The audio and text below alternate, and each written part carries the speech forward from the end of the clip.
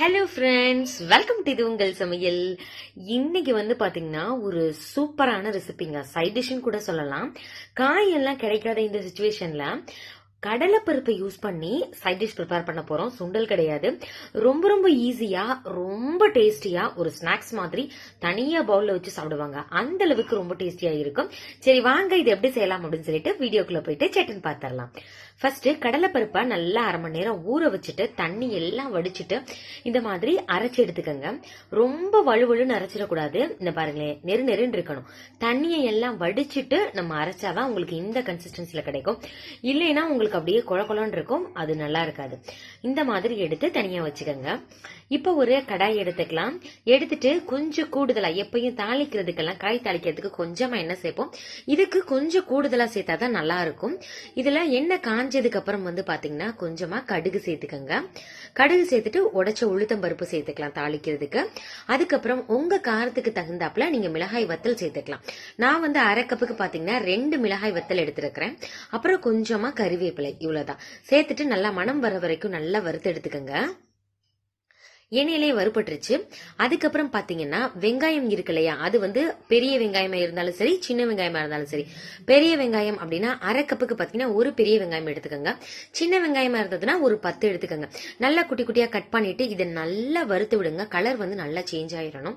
அந்த கண்ணாடி பதம்னு சொல்லுவோம் இல்லையா, அந்த பதம் வர்ற அளவுக்கு நல்லா அதை வதக்கி விட்டுக்கோங்க. ஓரளவுக்கு எண்ணெயிலேயே நல்லா வதக்கியாச்சு.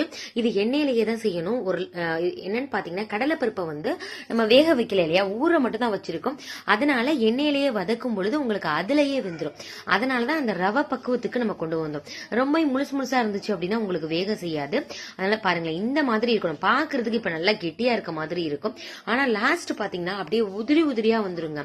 இப்போ லைட்டா இந்த மாதிரி எடுத்து எடுத்து விடணும். எல்லா சைடுமே அந்த ஆயில்ல படுற மாதிரி, நல்லா வறுபடுற மாதிரி இந்த கரண்டியினுடைய நுனியை இப்படி எடுத்து எடுத்து விட்டீங்க அப்படின்னா அது தனித்தனியா வந்துடும். நீங்க எடுத்து விடாம நம்ம அப்படியே விட்டுட்டோம்னா ஒரே இடத்துலயே அப்படியே ஒட்டிக்கிறோங்க. அதனால இப்ப நான் எடுத்து விடுற மாதிரி நல்லா எடுத்து விடுங்க. ஃபர்ஸ்ட் நம்ம போடும் பொழுது பாத்தீங்கன்னா திக்கா இருந்துச்சு பாத்தீங்களா, இப்ப பாருங்க நிறைய பருப்பு இருக்க மாதிரி இருக்கு பாருங்க. இன்னமுமே நம்ம மிக்ஸ் பண்ண தனித்தனியா உதிரி உதிரியா வந்துடும். அந்த அளவுக்கு இதை மிக்ஸ் பண்ணி விட்டுட்டே இருங்க. இதுல இன்னும் கொஞ்சம் என்ன போடணும் அப்படின்னு பார்த்தோம்னா பெருங்காயத்தூள் நம்ம சேர்த்துக்கலாம். தேவையான அளவு உப்பு சேர்த்துக்கலாங்க.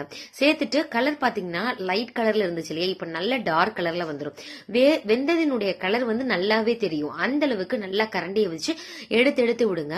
இப்போ நல்லா மிக்ஸ் பண்ணியாச்சு. எண்ணெயில் நல்லா வறுபட்டுருச்சு. பாருங்களேன், நம்ம எப்பயுமே ஒரே மாதிரியே காய்கறியை யூஸ் பண்ணி குழம்பு வச்சு காய் கொடுக்காம இந்த மாதிரியும் செஞ்சு கொடுங்க. சில பேருக்கு பருப்பே பிடிக்காது. இந்த மாதிரி செஞ்சு கொடுத்தீங்கன்னா அட்டகாசமா சாப்பிடுவாங்க.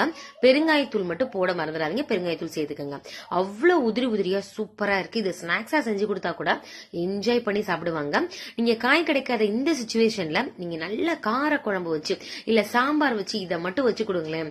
குழம்பும் காலியாயிரும், அப்படியே இது சுத்தமா காலியாயிருங்க. சூப்பரான இந்த ரெசிபியை நீங்களும் ட்ரை பண்ணி பார்த்துட்டு எப்படி இருந்துச்சு அப்படின்னு சொல்லிட்டு எனக்கு கமெண்ட் பண்ணுங்க. உங்க ஃப்ரெண்ட்ஸ் அண்ட் ரிலேட்டிவ்ஸ் கூட ஷேர் பண்ணுங்க. இந்த வீடியோ உங்களுக்கு பிடிச்சிருக்கும்னு நினைக்கிறேன். பிடிச்சிருந்துச்சு அப்படின்னா இது உங்கள் சமையலுக்கு சப்ஸ்கிரைப் பண்ணுங்க, லைக் பண்ணுங்க. இதே மாதிரி நிறைய இன்ட்ரெஸ்டிங்கான வீடியோல பார்க்கலாம். Thank you friends, by.